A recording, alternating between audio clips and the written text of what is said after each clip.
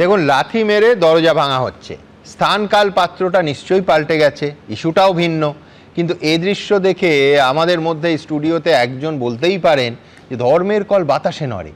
আজকে কান্দির পাশে রাখুন সেদিনে সন্তোষ মিত্র স্কোয়ার, 22শে মেয়ের পাশে রাখুন 2021 সালের 13ই আগস্ট। আমি একবার পাশাপাশি দুটো ছবি দেখে নিই।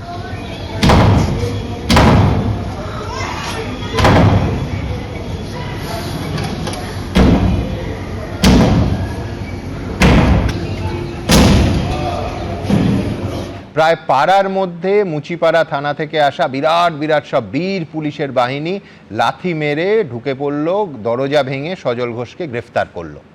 আজ মুর্শিদাবাদের কান্দিতে কলকাতা পুলিশের গ্রেফতার হওয়া ডিসিপি শান্তনু সিনহা বিশ্বাসের বাড়িতে এইভাবেই দরজা ভেঙে ঢুকলেন, ডান দিকের উইন্ডোতে আপনারা দেখলেন ইডি আধিকারিকরা।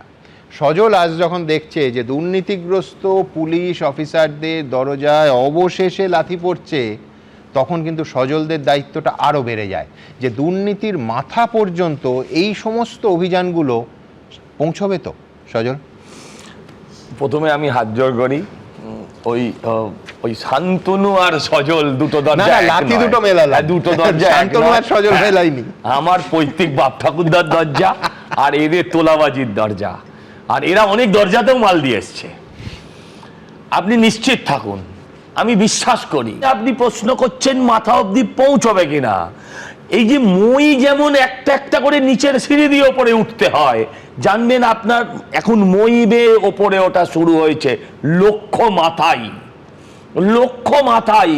এসব শান্তনু, তারপর শান্ত কি, এদেরকে নিয়ে আমাদের কোনো লক্ষ্য নেই, কারণ এরা হচ্ছে দাবার বোড়ে।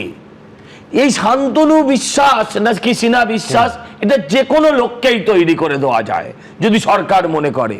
এরা হচ্ছে পেপার টাইগার, যাকে খুশি বানিয়ে দিতে পারেন, কিন্তু সেটা নয়। কিন্তু যে বানিয়েছে তাদের মুক্তি নেই। দাদা, 21 সালে তো আমরা হেরেছিলাম।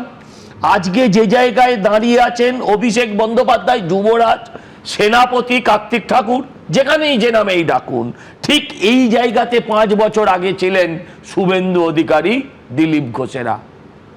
তারা তো ঘরে ঢুকে থাকেনি, তাদের দরজায় কেউ বোমা মারতে পারে, তাদের দরজায় কেউ ইট মারতে পারে, কেউ তাদের দরজায় দাঁড়িয়ে মা বোন তুলে গালি দেয়নি, কেউ তাদের দরজায় দাঁড়িয়ে এইটা করে দিয়ে আসেনি। এইটা হচ্ছে মানুষের জাতীয় ঘৃণাস্থল হয়ে উঠেছে। যেমন মন্দির থাকে না, উপাসনার জায়গা, আপনি বইয়ের ওপর রাগ হয়েছে, কোথায় গিয়ে ওগড়াবেন? ওই বাড়ির সামনে গিয়ে দুটো লাথি মেরে এসো। আপনার ধরুন কোথাও আমার কলিকের ওপর রাগ হয়েছে, বসের ওপর রাগ হয়েছে, দুটো লাথি ওই বাড়ির সামনে, দুটো গালাগাল পাশের গলিতে ঢুকে গিয়ে। এই যে জায়গাটায় বাংলার মানুষকে নিয়ে এসেছেন যিনি, উল্টোভাবে যদি ভাবেন আজ থেকে 11 বছর আগে তিনিই ছিলেন বাংলার মানুষের মনের মণিকোঠায়। অগ্নিকন্যা থেকে ঘুগ্নিকন্যা হতে মাত্র 15টা বছর লেগেছে, কিন্তু ঘৃণার কন্যা, ঘৃণার পরিবার হয়ে দাঁড়িয়েছে এই পরিবার। আপনি নিশ্চিত থাকুন, লক্ষ্য মাথা, আর কোনো ডান্দিক মাদিক কাঁধ গলা ওসব কিছু লক্ষ্যই না। আপনি নিশ্চিন্তে থাকুন, পৌঁছবেই পৌঁছবে। এবং আদি অনন্তকাল না, 2026 সালের মধ্যে যা স্পিড দেখছি, ঢুকে যাবে মনে হয় জায়গা মধ্যে। এবিপি আনন্দ, এগিয়ে থাকে, এগিয়ে রাখে।